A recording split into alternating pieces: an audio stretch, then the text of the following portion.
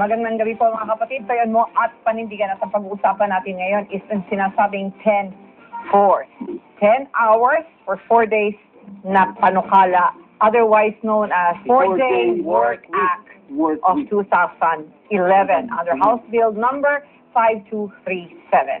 Oh, sabi nga lang, kung meron daw tayong 8 hours a day, 5 days a week na trabaho, ngayon naman magiging 4 days na lang, pero 10 hours ng trabaho. Bottom line is 40 days, 40 hours. Okay, tapos per week. ano na, wala na yung Thank God It's Friday. Thank God It's Thursday na.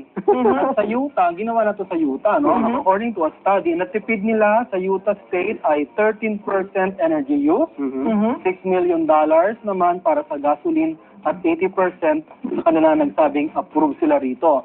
2009. Pero, ngayong taong ito, ngayong buwan na ito, Setyembre, pinigil na raw ito dahil hindi rin nakakapabigay ng serbisyo na kailangan ng mga tao. So, short-lived, no? Oo, As a matter of fact, even here, even if it has not been passed yet, as a matter of fact, it's being practiced in Congress. Pero alam niyo naman sa Kongreso, Miyerkules pa lang, wala na yung mga tao Ang dyan. contention kasi yun.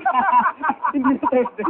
Pero ang contention naman nila, pag dating na ng Friday, that's the time they go to the constituents and say, anyway, tama ka rin naman yun. Well, that's the...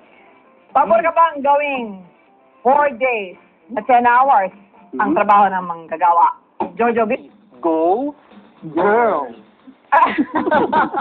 Okay kayo Conditional yun sa akin, but it's more of a no. Why?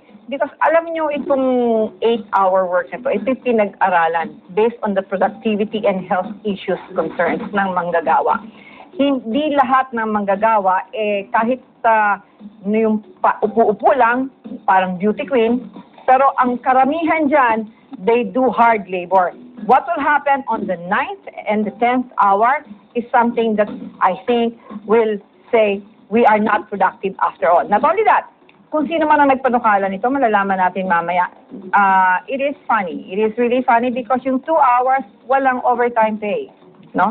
So, it will distort a lot of the labor issues. However, ito lang yung sa akin. Sinasabi nila kasi, meron pang magkakaroon pa ng another day para magkaroon ng time for the family. And pwede magtrabaho. So, anong sinasabi natin dito? Kung pagtatrabahuin mo rin pala. Not only that, dito siguro pwede, case-to-case basis if a company is about to close shop. Okay. Pagbabalik po, antayon mo panindigan. Bukan nga alis.